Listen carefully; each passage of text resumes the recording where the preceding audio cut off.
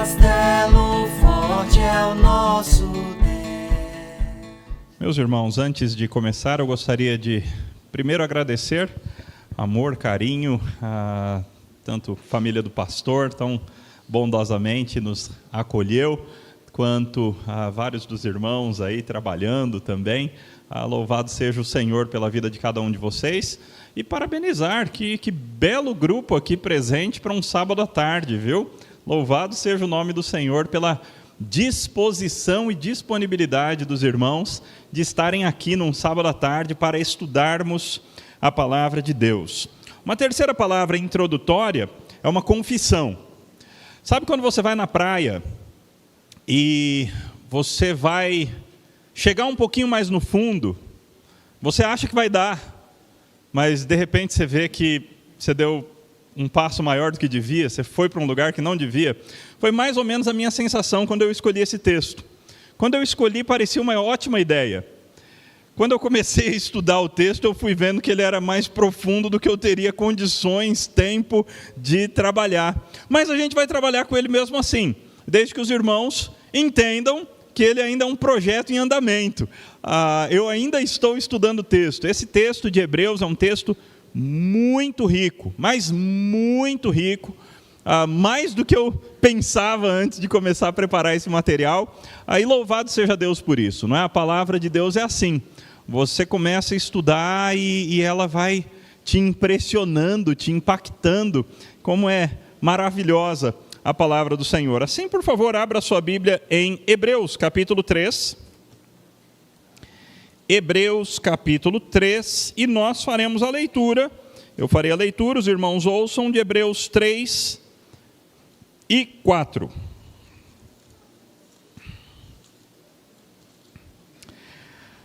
Assim nos diz a palavra do Senhor, Hebreus capítulos 3 e 4. Por isso, santos irmãos que participais da vocação celestial, considerai atentamente o apóstolo e sumo sacerdote da nossa confissão, Jesus, o qual é fiel àquele que o constituiu, como também o era Moisés em toda a casa de Deus. Jesus, todavia, tem sido considerado digno de tanto maior glória do que Moisés, quanto maior honra do que a casa tem aquele que a estabeleceu. Pois toda casa é estabelecida por alguém, mas aquele que estabeleceu todas as coisas é Deus. E Moisés era fiel em toda a casa de Deus como servo, para testemunho das coisas que haviam de ser anunciadas. Cristo, porém, como filho, em sua casa, a qual casa somos nós, se guardarmos firme até o fim a ousadia e a exultação da esperança. Assim, pois, como diz o Espírito Santo, hoje, se ouvirdes a sua voz, não endureçais o vosso coração, como foi na provocação, no dia da tentação no deserto, onde os vossos pais me tentaram, pondo-me à prova, e viram as minhas obras por 40 anos. Por isso me indignei contra essa geração e disse: estes sempre erram no coração, eles também não conheceram os meus caminhos. Assim, jurei na minha ira, não entrarão no meu descanso. Tende cuidado, irmãos, jamais aconteça haver em qualquer de vós perverso coração de incredulidade que vos afaste do Deus vivo. Pelo contrário, exortai-vos mutuamente cada dia durante o tempo que se chama hoje, a fim de que nenhum de vós seja endurecido pelo engano do pecado. Porque temos nos tornado participantes de Cristo, se, de fato, guardamos firme até o fim a confiança que desde o princípio tivemos. Enquanto se diz: hoje, se ouvirdes a sua voz, não endureçais o vosso coração, como foi na provocação, ora, quais os que tendo ouvido se rebelaram? Não foram de fato os que saíram do Egito por intermédio de Moisés? E contra quem se indignou por 40 anos? Não foi contra os que pecaram, cujos cadáveres caíram no deserto? E contra quem jurou que não entrariam no seu descanso? senão contra os que foram desobedientes? Vemos, pois, que não puderam entrar por causa da incredulidade. Temamos, portanto, que sendo nos deixada a promessa de entrar no descanso de Deus, suceda parecer que algum de vós tenha falhado. Porque também a nós foram anunciadas as boas novas, como se deu com eles. Mas a palavra que ouviram não lhes aproveitou, visto não ter sido acompanhada pela fé, como estava naqueles que a ouviram. Nós, porém, que cremos, entramos no descanso, conforme Deus tem dito: assim jurei na minha ira, não entrarão no meu descanso. Embora certamente as obras estivessem concluídas desde a fundação do mundo. Porque em certo lugar, assim disse no tocante ao sétimo dia: e descansou Deus no sétimo dia de todas as obras que fizera. E novamente no mesmo lugar: não entrarão no meu descanso. Visto, portanto, que resta entrarem alguns nele, e que por causa da desobediência não entraram aqueles aos quais anteriormente foram anunciadas as boas novas, de novo determina certo dia, hoje, falando por Davi, muito tempo depois, segundo antes fora declarado: hoje, se ouvirdes a sua voz, não endureçais o vosso coração. Ora, se Josué lhes houvesse dado descanso, não falaria posteriormente a respeito de outro dia?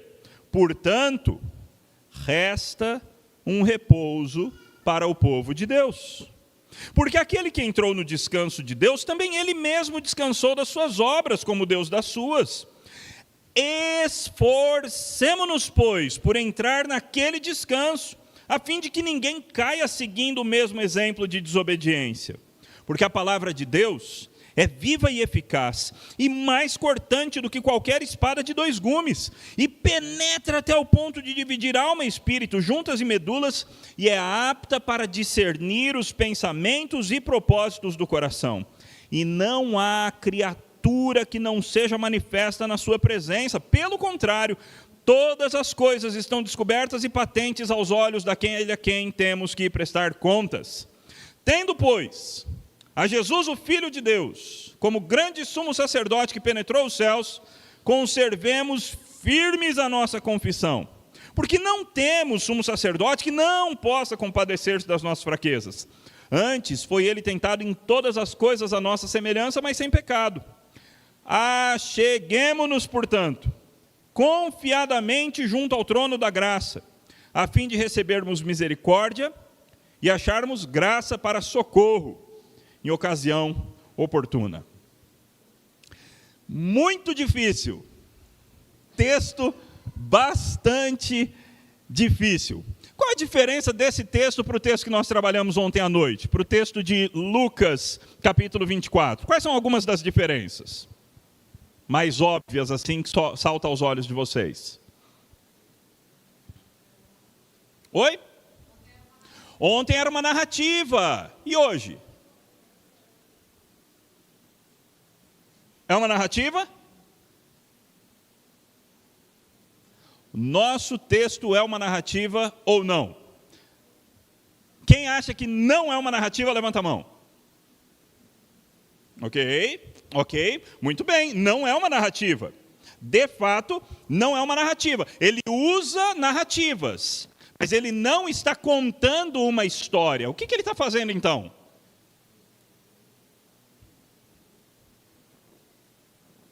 Pode chutar, gente, não tem problema errar, não. O que o autor de Hebreus está fazendo? Oi?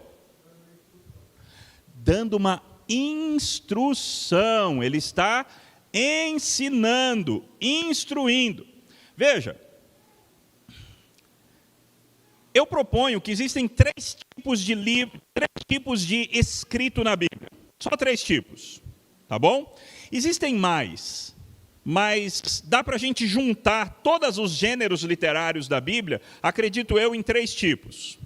Tipo número 1, textos narrativos, como o de ontem, histórias, ok? Aí você tem cenário, você tem personagem, você tem enredo, você tem o ápice da história, você tem um momento de solução, você tem o tempo, você tem características de história, características de narrativa. Segundo tipo de texto que tem na Bíblia, eu chamo de texto estético. Então são textos que usam aspectos estéticos e emocionais para comunicar. Poesia, os salmos, ou provérbios, usa a coisa pequena e bem focada para comunicar. Ou até um livro como Apocalipse, com grandes figuras enormes, textos estéticos. E veja que eu falei de textos muito diferentes uns dos outros. Mas eu acho que eles têm um elemento em comum, e o elemento em comum é a estética. Eles têm um aspecto estético maior. Terceiro tipo de texto que tem na Bíblia são os textos, creio eu, argumentativos. Textos argumentativos. Qual é o objetivo de um texto argumentativo? Qual que vocês acham que é? Oi? Defesa, ensinar, convencer. Convencer você de alguma coisa. E qual é a arma que ele usa para te convencer de alguma coisa? Argumentos, evidentemente. Ok? A beleza disso é que me parece que Deus criou esses três tipos de texto. Veja, nenhum texto é só narrativo, nenhum texto é só argumentativo, nenhum texto é só estético.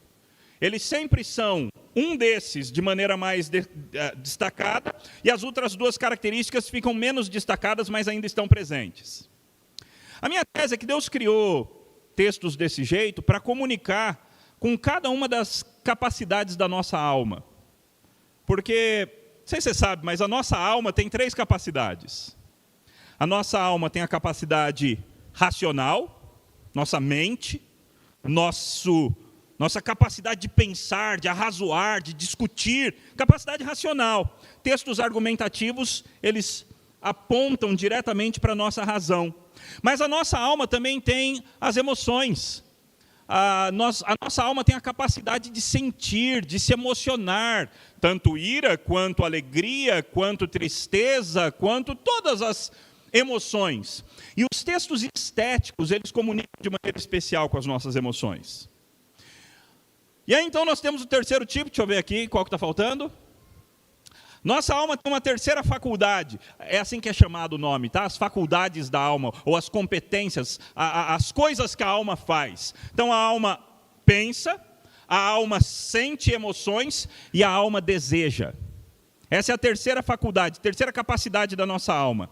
A alma tem vontades, desejos, ou a palavrinha que a Bíblia gosta de usar, concupiscências. Que é a mesma coisa que vontade e desejo. Nem sempre uma concupiscência é ruim, pelo menos na palavra grega nem sempre é. Os textos narrativos são aqueles que comunicam mais com a nossa vontade. Por isso que propaganda existe, entendeu? Você vê uma pequena narrativa de um grupo numa festa tomando Coca-Cola, e de repente você está com vontade de tomar Coca-Cola e não sabe por quê. Porque houve uma narrativa ali que te envolveu e te fez sentir vontade sem você perceber. Ela anulou a tua razão e atacou direto a tua vontade, você nem percebeu. Então, Deus, ele escreveu três tipos de texto para comunicar com as nossas três capacidades fundamentais, tá? Nossas vontades, nossa razão e as nossas emoções. Destes três tipos de texto, o texto argumentativo tende a ser o mais difícil mesmo. Porque é aquele que você tem que gastar muita massa cinzenta para você tirar proveito dele. São textos que você tem que realmente pensar. Enquanto a história te envolve, e de repente você está curtindo lá a história, e você nem está pensando muito, por isso que ela é perigosa. Por isso que ela é perigosa, porque você nem pensa e está aprendendo um monte de coisa. Se é na Bíblia, ótimo. Se é nas séries que o pessoal por aí assiste, você está lascado. Você está aprendendo um monte de valor sem prestar atenção. Aliás, vocês sabem o que aconteceu a primeira vez que a Globo tentou colocar um casal homossexual se beijando? Eles tiveram que matar um dos dois personagens. Mas então eles continuaram colocando sempre o homossexual como a pessoa mais legal da novela. Sempre a pessoa bondosa, sempre a pessoa legal, sempre a pessoa engraçada. E hoje em dia, o que aconteceu com a sociedade brasileira? Isso que vocês estão vendo aí à volta de vocês. Narrativas são poderosas para mudar o jeito das pessoas pensarem e sentirem sobre as coisas. Mas voltando aqui, nosso texto é um texto argumentativo. E, portanto, é um texto que você precisa pensar muito a respeito dele. Tá bom? Um dos argumentos que o nosso texto usa é o argumento baseado na autoridade. Argumento, quem estudou lógica aí sabe um pouquinho dessas coisas aí, não é? Então ele cita uma autoridade, no nosso caso a Bíblia, ele cita o Antigo Testamento, e ele então tenta convencer a gente a partir do Antigo Testamento. Quais textos do Antigo Testamento foram citados nesses 2 capítulos? Me ajudem. Êxodo, quando foi citado Êxodo? E por que o irmão está falando que foi citado Êxodo? Quem que falou? Eu não estou... Ok, por que foi citado Êxodo? Opa, 40 anos no deserto. Então não foi bem só Êxodo que ele citou, mas ele está citando Êxodo, Levítico, Números e até Deuteronômio. Certo? Porque esses 40 anos são cobertos... Está gravando não, né? Não está gravando não, né? Atrás. Esses 40 anos são cobertos pelo Pentateuco, tá? Só Gênesis que sai um pouquinho disso. Então ele citou aí Êxodo, Levítico, Número e Deuteronômio. Qual outro texto que ele citou?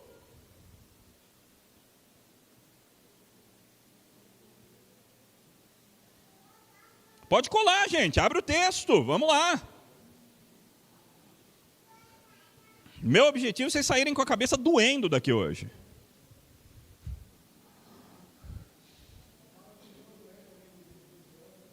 Ele falou de Josué, exatamente. Então, mais um livro bíblico, o livro de Josué. Falou, se Josué tivesse dado descanso, ele não falaria depois de um outro descanso. Que mais? Aliás, sabe qual é o nome que aparece aí na sua Bíblia traduzido como Josué? O nome Jesus. É uma das vezes que o nome de Josué é traduzido como Jesus. No grego aparece bem Jesus, do jeito que se escreve Jesus mesmo. Que mais? Qual outro texto?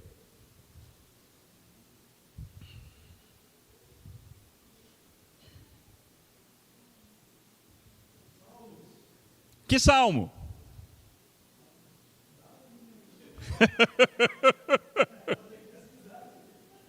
Gente, lembra que a Bíblia de vocês, pelo menos várias delas, tem nota de rodapé.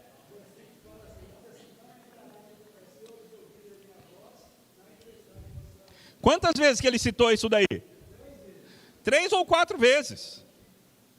Ou seja, o Salmo 95 é um salmo absolutamente fundamental na argumentação do nosso autor. A gente até poderia dizer que o nosso texto é uma explicação do Salmo 95. É um estudo bíblico do Salmo 95. Qual mais texto ele citou? Tem um bem importante ainda que está faltando.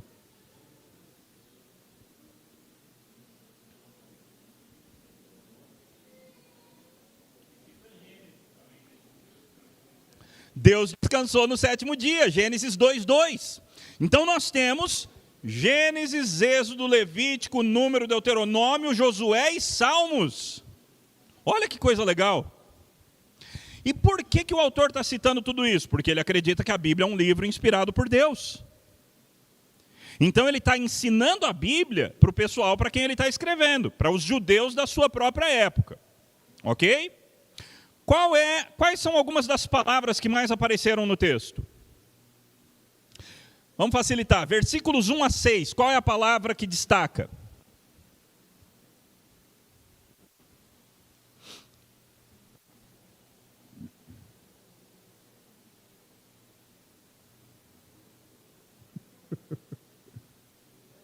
Oi? Moisés, ok. Qual outra? Casa. Versículos 1 a 6, a palavra casa aparece muitas vezes. Ela é central para o argumento do autor nos versículos 1 a 6. Argumento esse que é bem diferente dos versículos 7 em diante, ok? Ele faz um cavalo de pau bem forte ali, ele muda o assunto de maneira bem forte do 6 para o 7. Aí, do 7 em diante, quais são algumas das palavras que chamam a atenção bastante? Oi? Hoje. Hoje. Outra palavrinha. Se. Palavra se. Essa condição. O se é muito importante. Qual mais? Irmã, deixa eu te explicar uma coisa, eu sou surdo. Então a irmã precisa gritar para me ajudar. Não endureçais vosso coração, certamente é fundamental. Está faltando umazinha. Ouvir.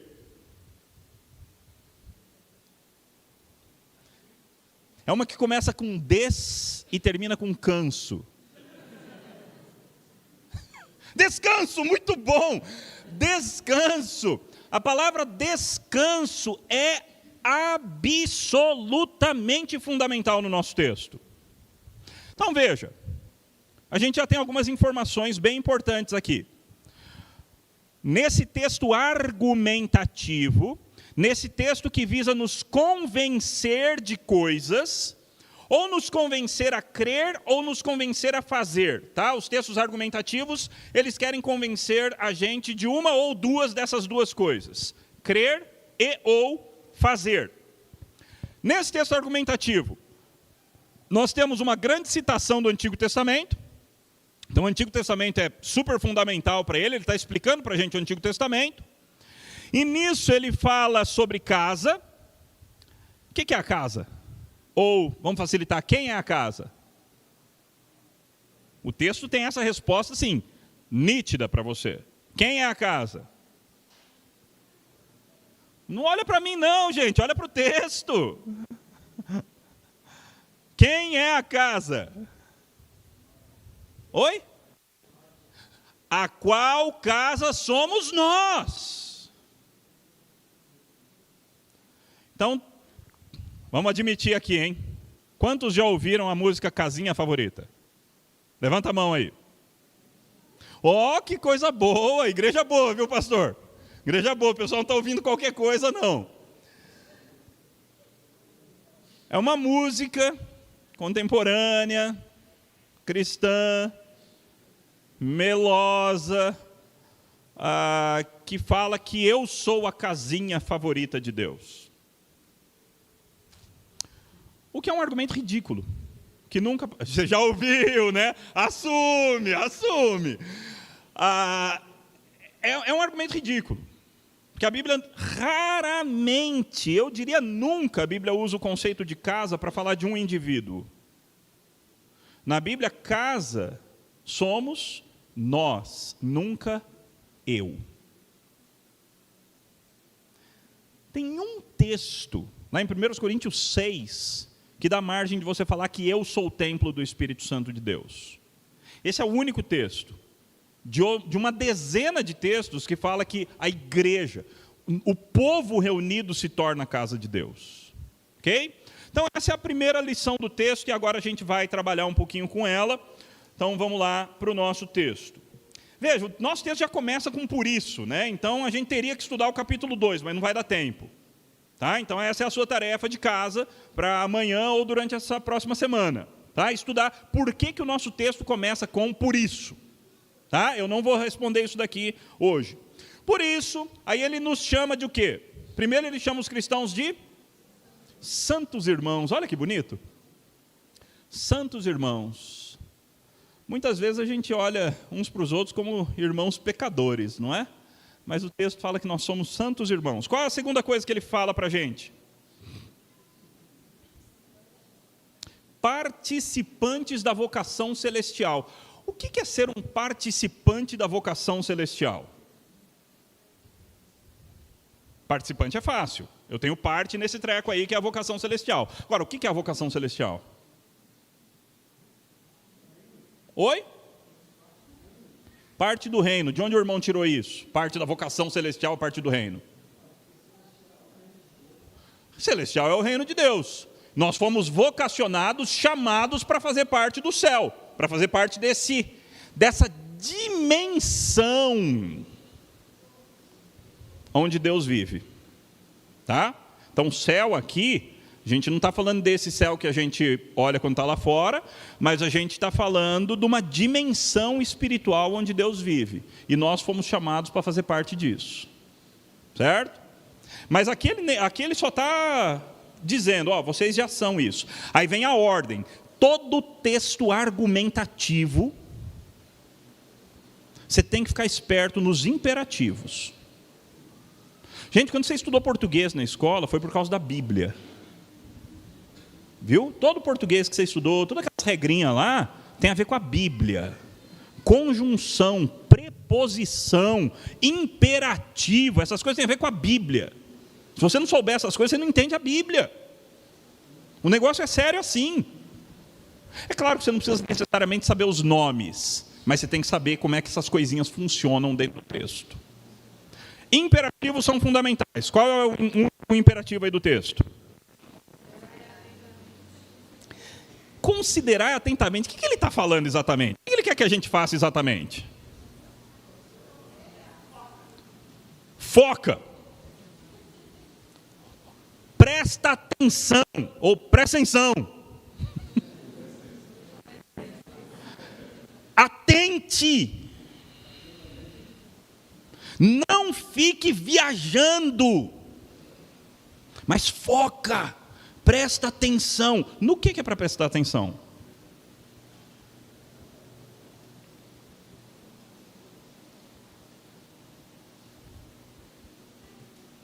Ou em quem?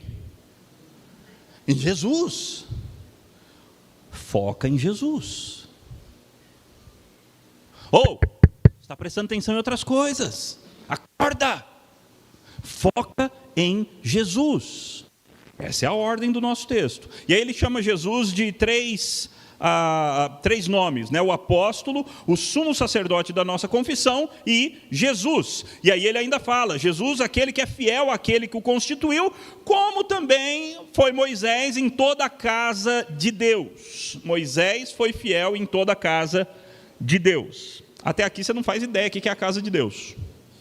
Certo? Nossa, Moisés foi fiel na casa de Deus. Se você conhecesse o Antigo Testamento, muito bem, você saberia que isso é uma citação de Números 12, versículo 7. E eu só sei porque eu tenho aqui a minha cola. Entendeu?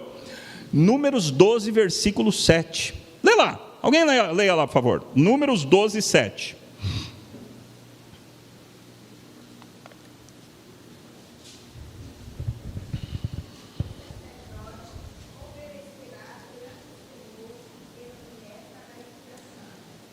Números 12, 7?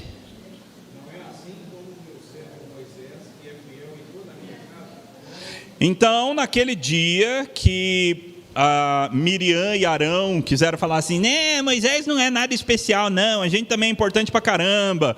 Deus falou assim, não, vocês não estão entendendo. Vocês não estão entendendo.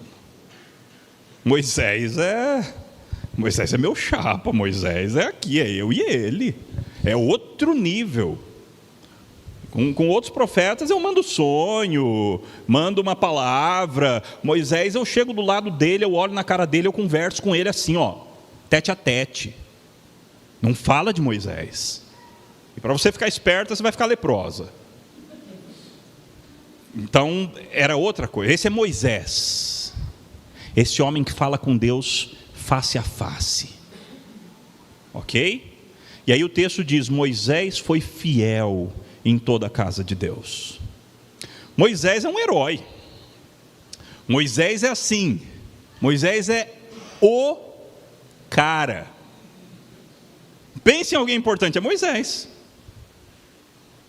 Para o judeu, você tem pouquíssimas pessoas mais importantes que Moisés. Provavelmente ninguém.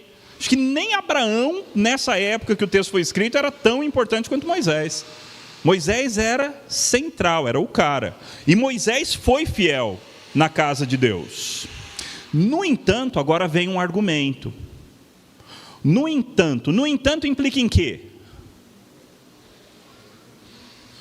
No entanto, entretanto, todavia, porém.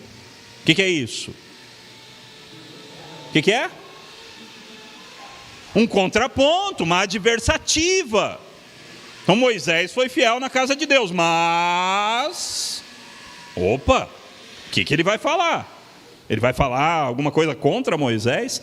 No entanto, assim como quem constrói uma casa, é isso que está no texto, tá?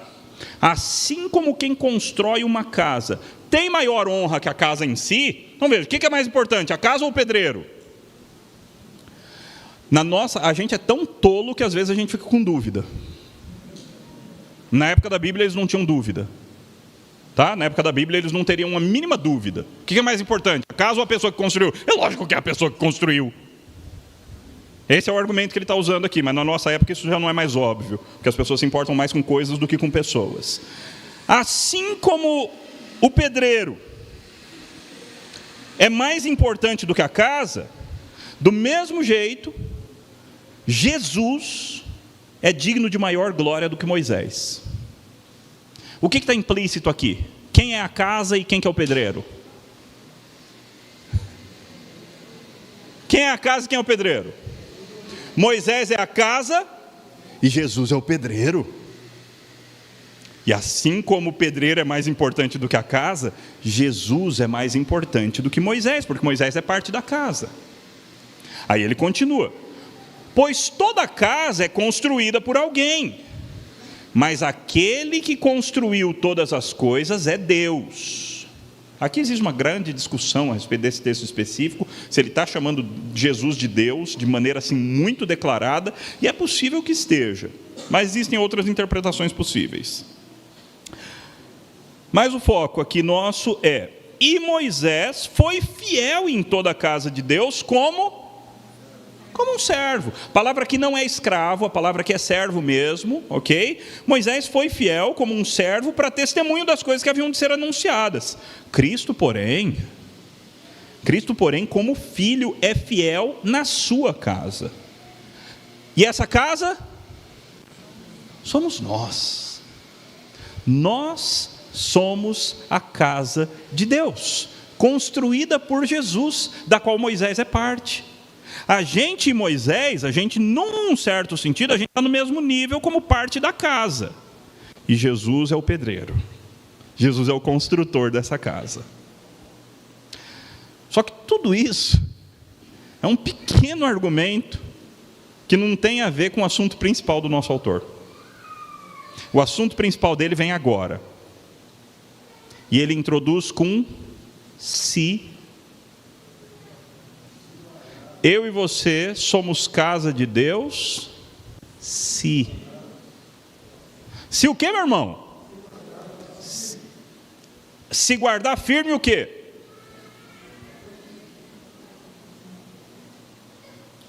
Gente, vocês estão entendendo que a gente está falando de uma coisa que é absolutamente central? Você não é casa de Deus se você não entender isso aí? A gente está falando de uma coisa que é absolutamente central. Você não pode se considerar igreja, você não pode se considerar crente, se essa condição não se cumprir na tua vida. Tem algum programador aqui? Alguém que mexe com programação? Ok. Lá atrás. Ah, lá em cima. Oh, coisa boa. Então nós temos uma condição aí, uma condição se. Ela precisa ser satisfeita, a fim de que o então ocorra. O então é: nós seremos casa de Deus. E a condição é se guardarmos firme o quê?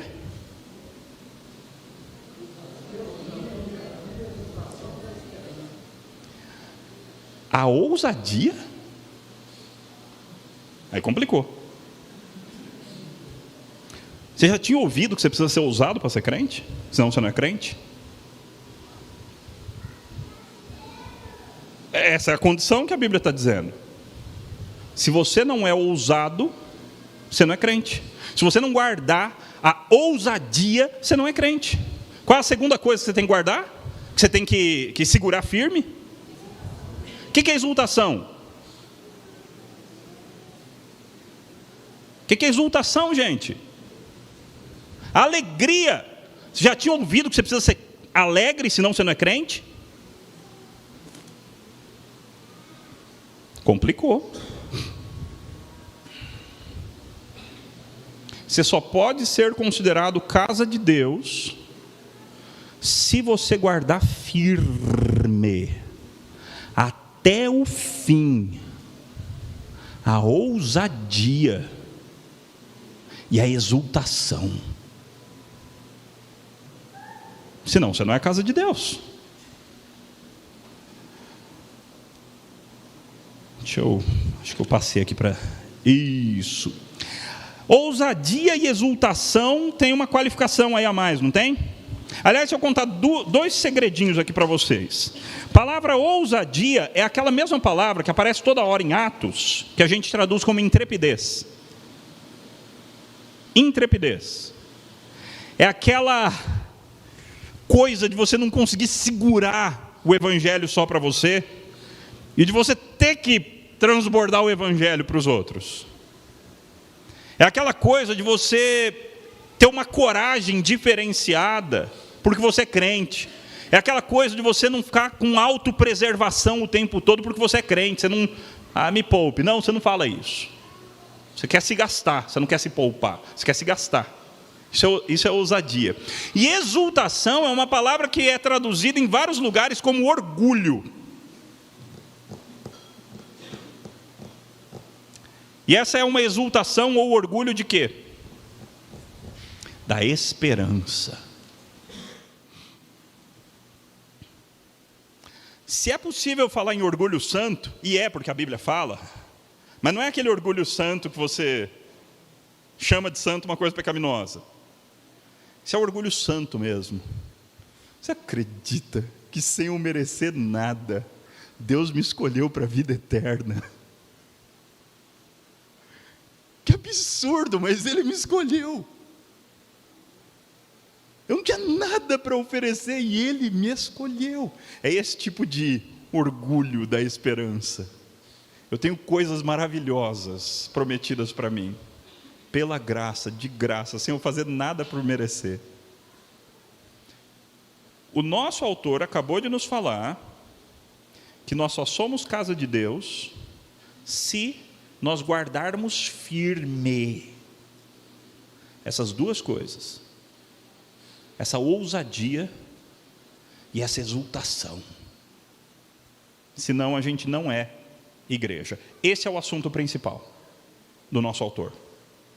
O assunto principal dele é colocar uma pulga atrás da tua orelha, para que você de novo se avalie, para ver se você está no caminho certo, se você é crente mesmo ou não. É isso que o autor está fazendo. E é claro que o objetivo final dele é que você, e vai ficar claro nos últimos versículos, é que você entenda que você é crente. Mas ele vai te conduzir por esse caminho, e no caminho ele vai te abalar um pouquinho. Porque o foco dele é o se. Você só é crente se. Mas pastor, não tem aquele negócio lá de predestinação? Tem, mas não é o assunto de hoje. Tem, mas não é o assunto do texto. Quando o autor bíblico quer falar de predestinação, ele fala de predestinação. Quando ele não quer falar de predestinação, ele não fala. Quando ele quer falar da tua responsabilidade, ele fala da tua responsabilidade. E se você levantar a mão e falar, não, mas não tem a predestinação, autor, ele vai falar, mas não é disso que eu estou falando. O foco dele é o se, tá bom? E agora ele faz a transição para desenvolver este assunto. E para isso ele vai citar o Salmo 95, versículos 7 a 11. Hoje, se ouvirem a sua voz... Não. Aliás, veja como ele introduz essa citação. Versículo 7. Por isso, já que a gente só é casa de Deus, se... Então, por isso, como diz o Espírito Santo. Quem é que fala no Salmo? Quando a gente pega e lê um Salmo, quem é que está falando? O Espírito Santo. É texto velho que não vale mais para a gente? Não, é texto novo. Palavra fresquinha de Deus para a gente aqui agora, hoje. Como diz o Espírito Santo, hoje se ouvirem a sua voz, não endureça o coração. como foi na rebelião, no dia da tentação, no deserto, onde os pais provaram. Então agora ele cita um texto que cita outro texto. O nome chique disso na academia chama intertextualidade. Esse é o nome chique. O pastor de vocês manja pra caramba disso daí. Intertextualidade. Ok? Então o nosso autor, escrevendo em torno de, 65 antes de Cristo, embora exista divergência com relação a essas datas, o nosso autor cita Davi escrevendo o Salmo 95. Davi, a gente está falando de 900 e qualquer coisa antes de Cristo. E Davi, quando escreveu o Salmo 95, ele citou aquilo que aconteceu em mais ou menos 1400 anos antes de Cristo, com Moisés. Em toda aquela parte lá de Êxodo até Deuteronômio. Tá? Então, a tentação no deserto, Massá, Meribá. E aí Deus diz, por isso me indignei contra essa geração, e diz, o coração deles sempre se afasta de mim, e eles não conheceram os meus caminhos. E por isso eu jurei na minha ira, não entrarão no meu descanso, não vão entrar. O Salmo 95 está citando, então, a história do Êxodo. Resumam rapidamente para mim o foco do Salmo 95, dessa citação aí. Ele está pegando o povo de Israel como o quê? Exemplo, negativo ou positivo? Negativo. Eles endureceram o coração. Isso aconteceu mesmo? Eu tenho uma colinha aqui. Os pecados do povo na caminhada para a terra prometida. Aí eu tenho a lista.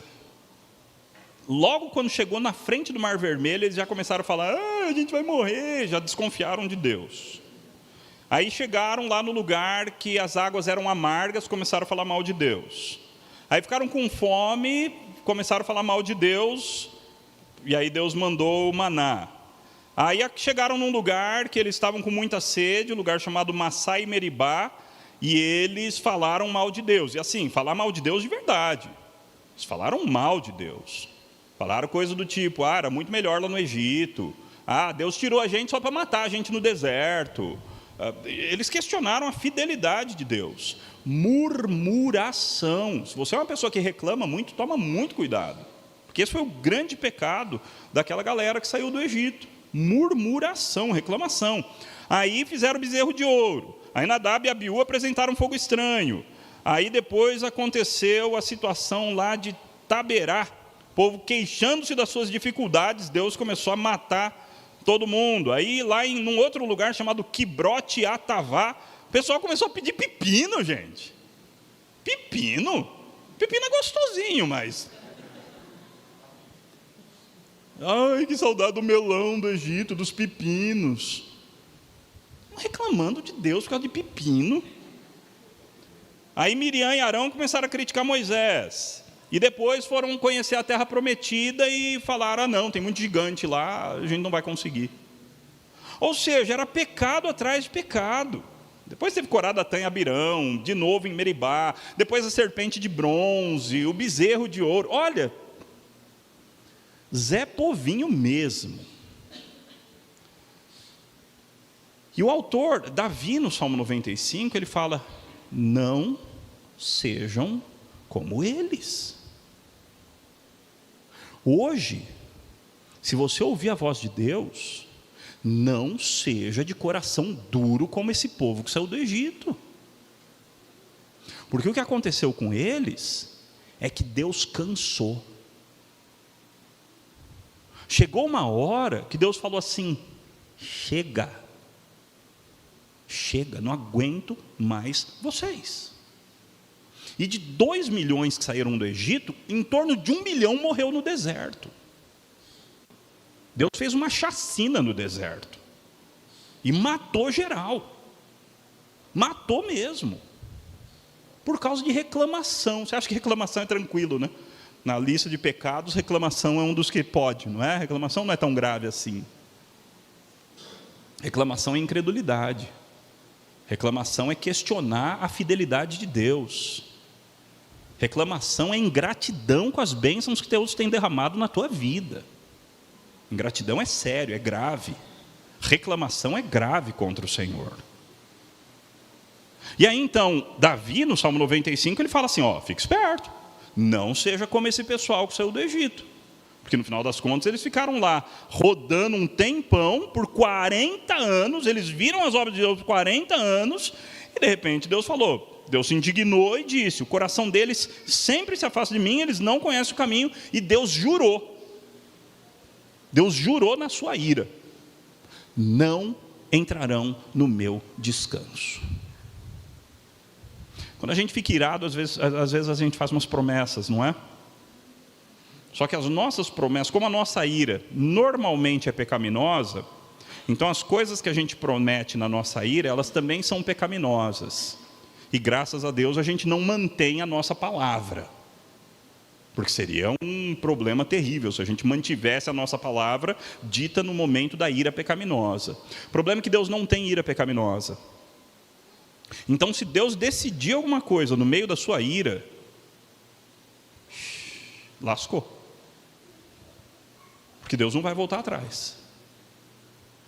E num momento de ira, depois de muito pecado desse povo, depois de muita graça, depois de muito perdão, depois de muita restauração, chegou uma hora que Deus falou, acabou para você.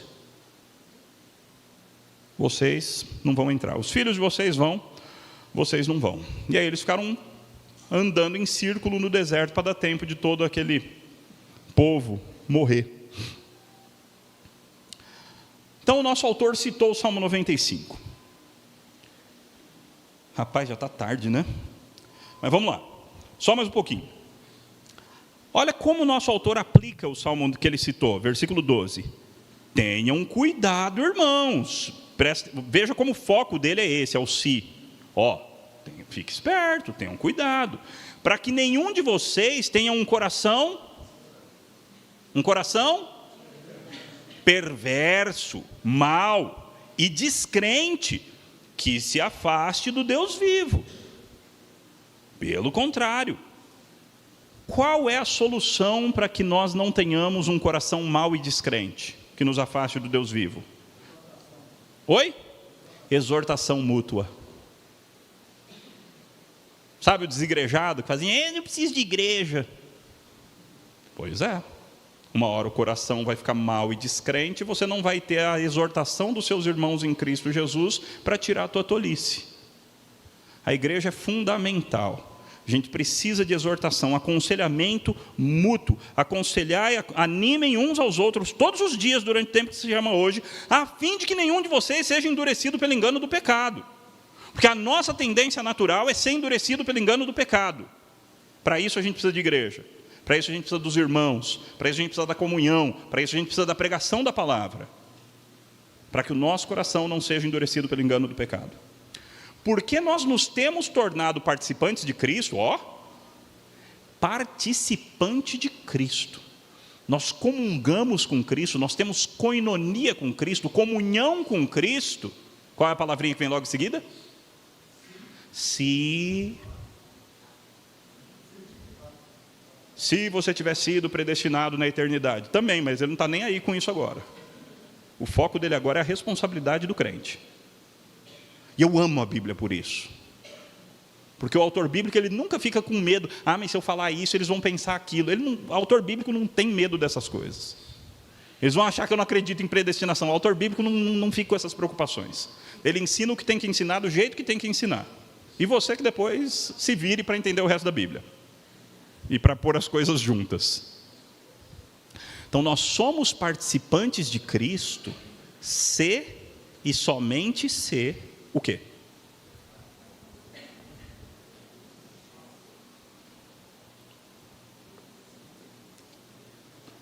Vai, gente, me ajuda. Guardarmos firme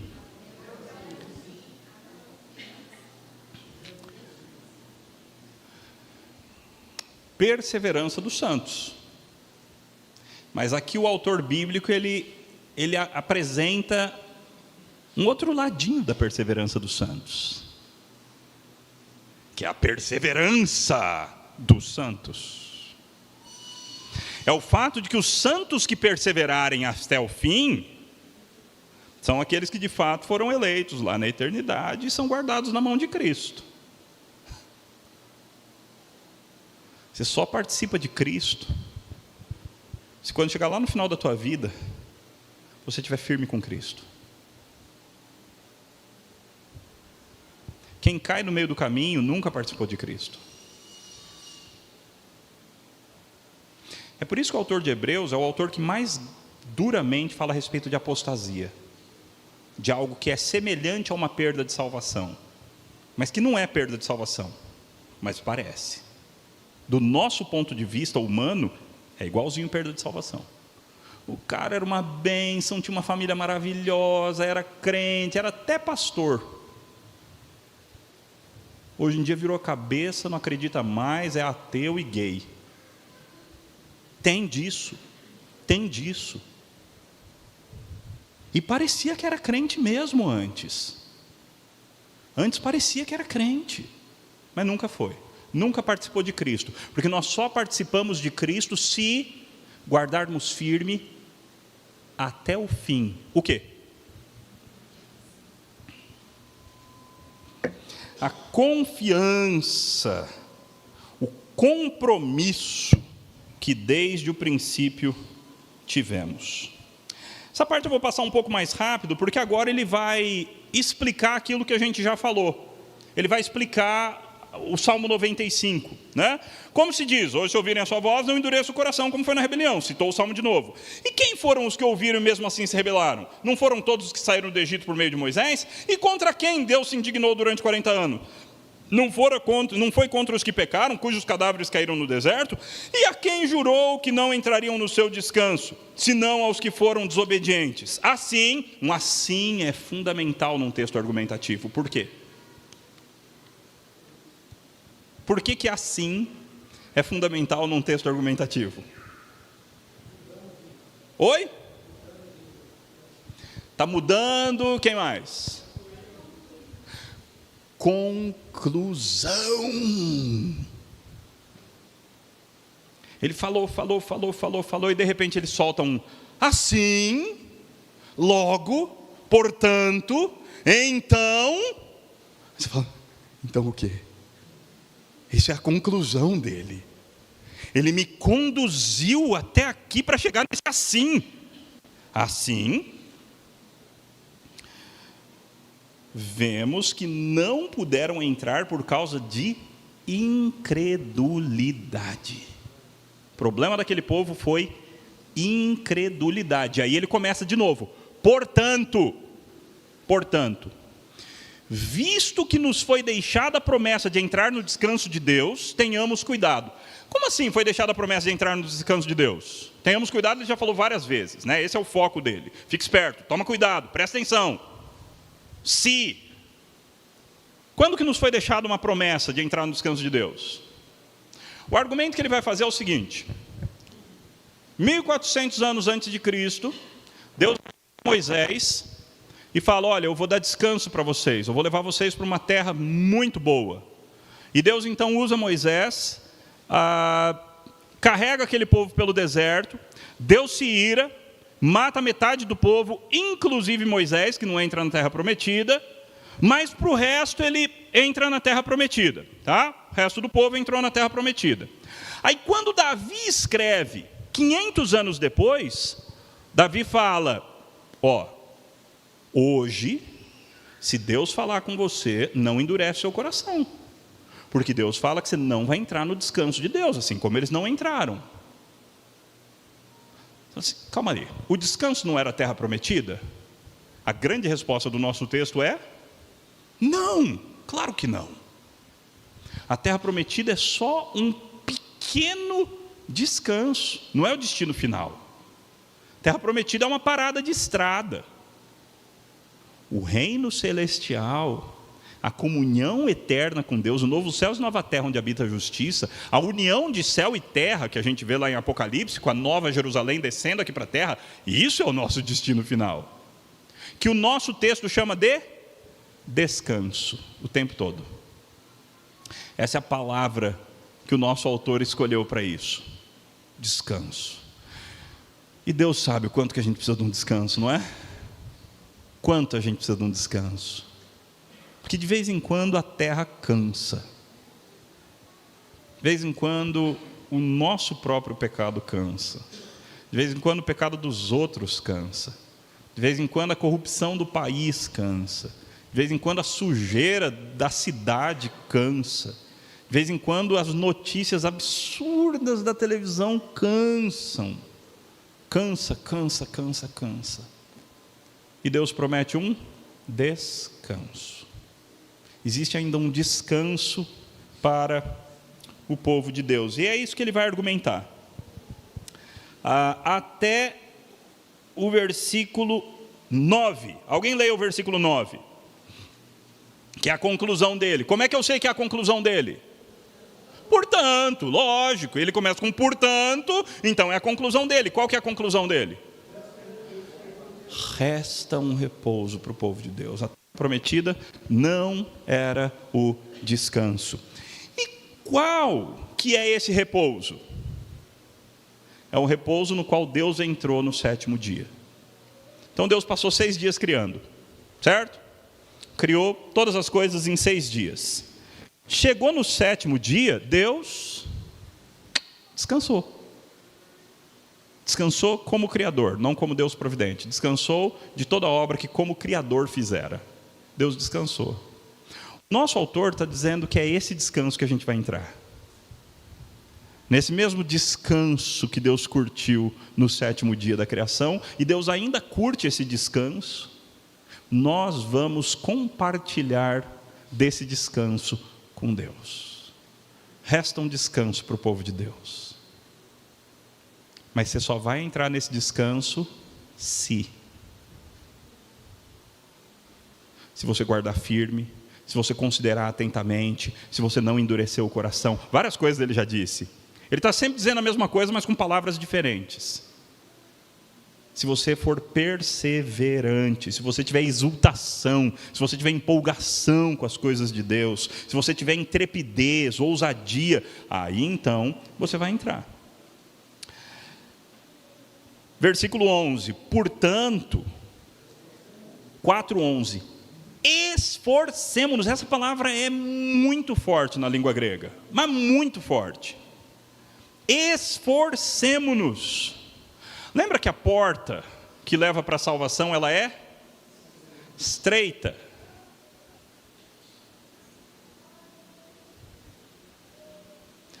O que fazer para passar numa porta estreita? Depende de quão estreita ela for. Se ela for muito, muito estreita, você vai ter que arrancar um braço. Se ela for muito, muito estreita, talvez você vai ter que quebrar o osso do teu crânio.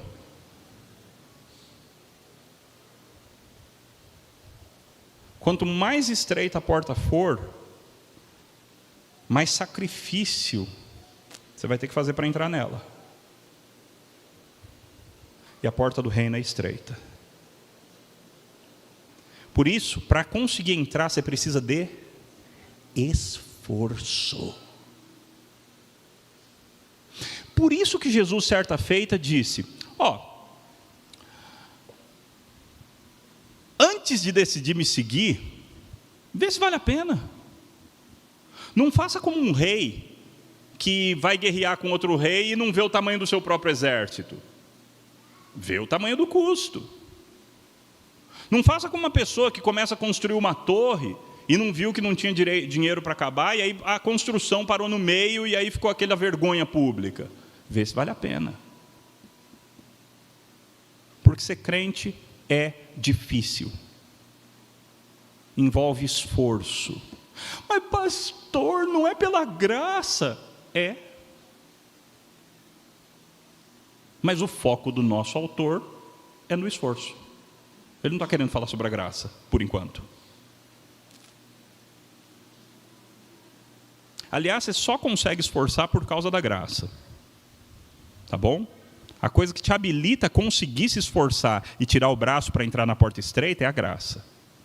Porque você sozinho não tem a mínima condição de conseguir fazer isso. Então, esforcemo-nos por entrar naquele descanso, a fim de que ninguém caia segundo aquele exemplo de desobediência. Aí vem o texto conhecido, porque a palavra de Deus é viva e eficaz, mais cortante do que uma espada de 2 gumes, penetra até o ponto de dividir alma e espírito, juntas e medulas. Veja, a palavra de Deus é viva e eficaz. Isso é metáfora ou isso é fato? Fato. A palavra de Deus é viva e eficaz. Isso é fato. Ela é mais cortante do que uma espada de 2 gumes. Isso é metáfora ou é fato? Metáfora. Você não vai tentar pegar a Bíblia para cortar tomate. A Bíblia não é mais cortante que uma espada de 2 gumes. Ela penetra até o ponto de dividir alma e espírito juntas medulas. Metáfora ou fato? Metáfora. Você não vai fazer uma cirurgia usando a Bíblia como bisturi. Não funciona. Metáfora. Penetra até o ponto de dividir alma e espírito, juntas e medulas, e é apta para discernir os pensamentos e propósitos do coração. Metáfora ou fato? Fato. Todas as outras metáforas estavam apontando para esse fato. A Bíblia é um instrumento absurdamente preciso que consegue detectar quais são suas verdadeiras motivações e intenções. Ninguém consegue ficar vestido diante de Deus por meio do uso do instrumento da Bíblia. Deus torna todo mundo nu, vulnerável. Porque a palavra de Deus é esse instrumento maravilhoso que traz à tona o que realmente está rolando no nosso coração. Vocês fazem ideia por que eu estou aqui? Por que eu vim lá de São Paulo, peguei avião, etc. e tal, eu vim aqui ensinar? Eu vim aqui porque eu amo o reino de Deus, amo a palavra de Deus, e eu quero ser um instrumento nas mãos de Deus para ajudar os meus irmãos a aprenderem mais a Bíblia. Ok, boa explicação. Eu vim aqui porque eu tenho um projeto pessoal de me tornar o próximo Augustus Nicodemos Lopes. Eu vim aqui porque eu publiquei alguns livros e eu estou querendo vendê-los para ganhar um dinheirinho. Eu vim aqui porque eu sei que essa igreja vai me dar uma grana de oferta. Você faz ideia qual é a motivação que é verdadeira aqui? Você sabe? Deus sabe. E Ele pega a palavra dele e Ele faz assim, ó. E aí essas coisas vêm à tona. E Ele me ajuda, por meio da palavra dele, a começar a ver qual porcentagem da primeira motivação tem no meu coração e qual porcentagem das outras motivações estão no meu coração. Porque eu não sou tolo de achar que as minhas únicas motivações são boas. Que eu só tenho motivação boa no meu coração. Isso é coisa de gente tola que não se conhece. Infelizmente, nós somos pecadores. E até por trás das nossas melhores atitudes tem sujeira. E a palavra de Deus, o instrumento santo do Senhor, para trazer isso tudo à tona. Mas lembra qual o contexto que ele disse isso? Olha só que coisa impressionante.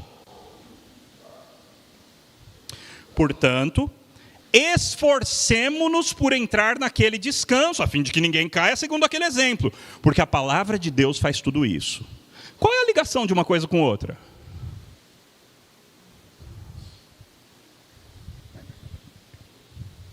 Porque o nosso texto começou com porquê, né? Porque a palavra de Deus é tudo isso, então esforcemo-nos. Qual é a ligação de uma coisa com outra?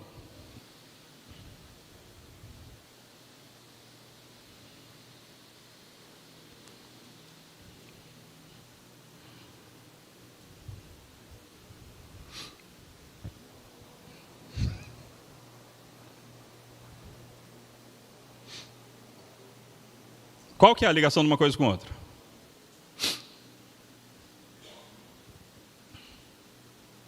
Ligação é a seguinte.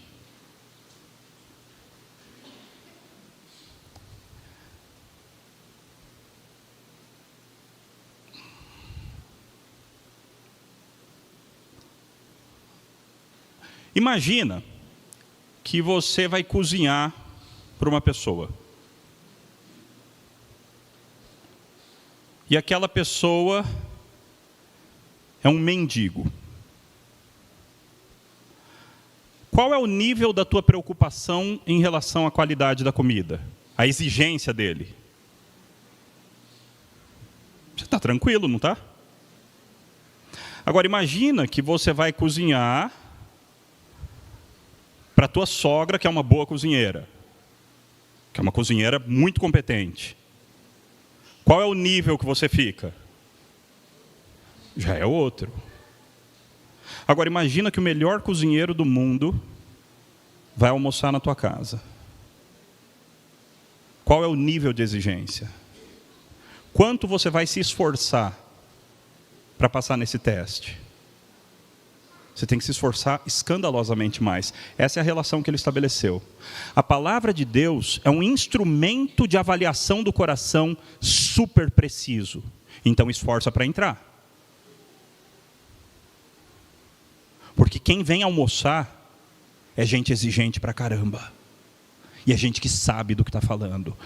Você vai ser julgado pelo padrão da palavra de Deus, que é esse instrumento super preciso de avaliação. Então é melhor você se esforçar de verdade. Não brinca de ser crente, não. Mas graças a Deus o autor termina um pouco mais light. Ele fez todo essa aplicação dura e séria, e tudo isso é verdade, mas ele vai terminar acalentando um pouco o nosso coração. Então ele termina assim: tendo, pois, ou seja, já que nós temos Jesus, o Filho de Deus, como grande sumo sacerdote que adentrou os céus, de novo, conservemos firme nossa confissão. Vamos ficar firme no que a gente professa. Nossa profissão de fé tem que ser firme. Aí vem uma construção curiosa, né? Porque nós não temos sumo sacerdote que não possa compadecer-se das nossas fraquezas. Eu quero os mais jovens respondendo agora, ok? Quando você tem um menos e um menos na matemática, o que acontece? Vira mais, certo? Menos e menos vira mais. Então, se você vai somar menos 7 com menos 8, menos 7, menos 8, você soma os dois e fica menos 15. Certo? Menos e menos fica mais. Essa mesma regra, num certo sentido, se aplica ao texto. Quando um texto tem duas negativas, o que você pode fazer? Anula a primeira, anula a segunda. Então, o texto diz: porque nós não temos um sumo sacerdote que não possa compadecer-se das nossas fraquezas. Anulando os dois nãos, você tem: nós temos um sumo sacerdote que pode compadecer-se das nossas fraquezas. É isso que ele está falando. Só que ele usou a negativa para fins retóricos, para ficar mais forte. Nós não temos um que não possa. Então nós temos um que pode compadecer das nossas fraquezas. Pelo contrário, ou antes, ele foi tentado em todas as coisas à nossa semelhança, mas sem pecado. Portanto, porque veja, se você ficasse com tudo que foi dito até aqui, talvez você sairia daqui falando assim: caramba, eu não sou crente, e não tem chance para mim. Eu estou lascado, eu não consigo ser esse nível de crente que o texto falou. Eu estou perdido. Então ele termina te lembrando essa verdade espiritual linda e maravilhosa. Nós temos um sumo sacerdote que se compadece das nossas fraquezas, porque ele foi tentado em todas as coisas à nossa semelhança, mas sem pecado. Então você pode se aproximar do trono da graça para receber socorro e misericórdia em ocasião oportuna. Você tem que se esforçar, você tem que guardar firme, você tem que guardar a exultação, você tem que guardar a confissão, você tem que ser tudo isso, mas você não está sozinho. Jesus Cristo é aquele sumo sacerdote maravilhoso que vai te habilitar a fazer o que você precisa fazer. Mas faça. Guarde firme a tua confissão. E quando você cair, então você corre para o trono da graça. Quando você tiver uma motivação ou uma atitude que não está à altura da tua vocação, então você sai correndo para o trono da graça. E você vai receber misericórdia e socorro quando você precisar. Mas o padrão é o esforço. A queda é a exceção. Então o autor de Hebreus começou falando para a gente, nós somos casa. Nós somos casa de Deus. Mas nós só somos casa se. E aí esse se é completado com várias coisas ao longo do texto. Se guardarmos firme, se conservarmos firme, se tivermos exultação, se tivermos ousadia, se ficarmos firmes até o fim e não cairmos no meio do caminho, se não endurecermos o coração, se não cairmos nesse processo, nós só somos casa de Deus se tudo isso daí. E o instrumento de avaliação é um instrumento super preciso que é a palavra de Deus. Não dá para enganar.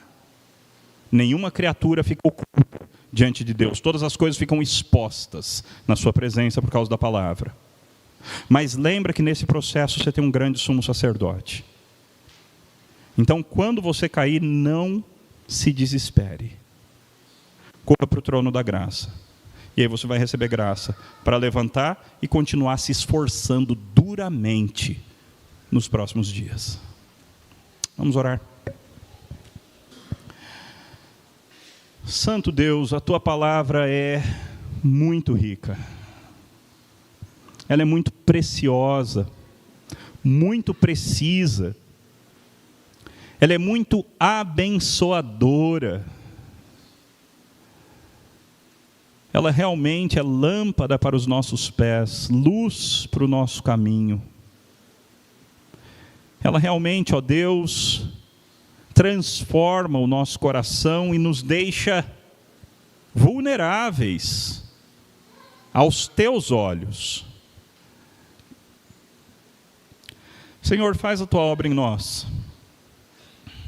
Que nenhum de nós caia pelo caminho, como aconteceu com a geração que saiu lá do Êxodo, onde tantos ficaram mortos no deserto. Pai, que o mesmo não aconteça conosco, mas que a gente fique firme, guarde firme até o fim, que a gente vença as tentações que o mundo, a carne e o diabo colocam diante de nós, que a gente purifique as nossas motivações. Ó Deus, ajuda-nos a ficarmos firmes. E muito obrigado, Pai, porque existe graça para os momentos de falha, para os momentos de queda. Continue iluminando-nos e aplicando a Tua palavra aos nossos corações por meio do Teu Espírito. Anima-nos, ó Deus. Dá-nos ser cheios de ousadia e exultação. Porque o Senhor vale a pena, o Teu reino vale a pena, o descanso que o Senhor nos prometeu vale muito a pena. Assim que continuemos caminhando, peregrinando, de maneira fiel e esforçada, para a Tua glória e para que nós adentremos na Tua glória, em nome de Cristo. Amém.